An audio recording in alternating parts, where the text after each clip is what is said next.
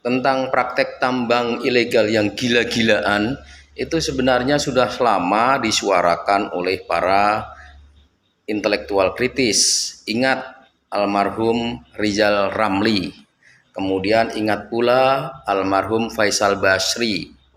Faisal Basri itu berapa hari sebelum beliau mangkat itu bahkan dengan nada yang sangat keras dia mengungkap praktek tambang ilegal sembari tunjuk nama. Ya, namanya tidak jauh-jauh lah dari keluarga Jokowi. Tetapi mana ada yang berani menindaklanjuti suara-suara kritis dan keras dari almarhum Faisal Basri waktu itu. Karena suara itu diungkapkan ketika Jokowi masih berkuasa dan lagi kuat-kuatnya. Nah, sekarang Jokowi sudah turun, baru Prabowo Subianto ini bertekad kuat untuk membasmi praktek tambang ilegal ini. Bukannya Prabowo tidak tahu, Prabowo sudah tahu. Cuma ketika dia berkuasa, dia kaget, sekaget-kagetnya karena dia baru sadar sekarang kejadiannya lebih parah dari apa yang dia bayangkan selama ini. Nah, memang Prabowo ini pintarlah untuk mencari cara, mencari strategi bagaimana dia menggempur kekuatan yang dia butuh perhitungan. Guys, coba beberapa minggu yang lalu ketika publik diramaikan dengan perdebatan di ranah publik tentang proyek WUS kereta cepat Jakarta Bandung, tentang tingkat korupsinya, tingkat kerugiannya, tentang banyak hal yang melingkupi proyek WUS itu yang merugikan negara. Nah, ketika itu Prabowo datang, kemudian dia ambil keputusan, saya yang bertanggung jawab. Nah, baru setelah dia ambil sikap itu, perdebatan mereda. Nah, guys, seakan-akan Prabowo mengambil alih tanggung jawab itu memudahkan dan meringankan beban Jokowi. Begitu ya. Nah, itu tidak salah. Itu tidak salah.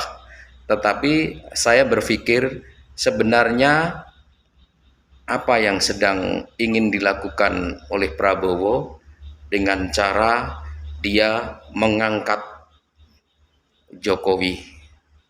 Dia membuat Jokowi happy.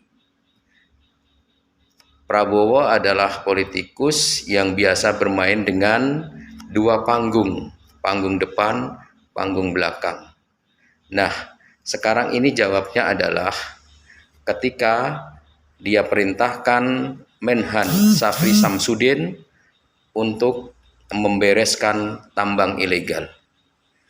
Prabowo sudah punya data berapa banyak duit bisa diambil dari praktek tambang ilegal, di mana titik-titiknya, dan siapa saja pemainnya. Plus jangan lupa siapa backingnya.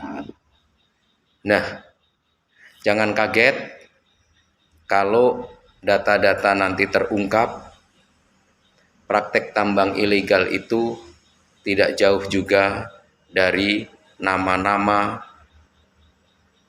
keluarga dinasti Jokowi, geng Solo, oligarki yang dekat dengan Jokowi, dan para penguasa yang selama ini dekat dengan Jokowi.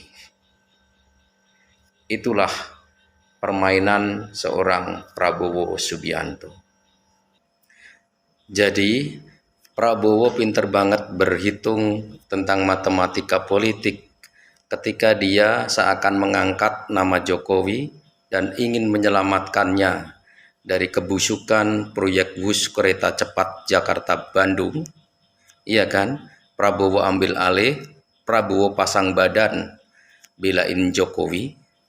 Tetapi sebenarnya sekarang Prabowo tengah memainkan permainannya ketika dia menghabisi tambang-tambang ilegal.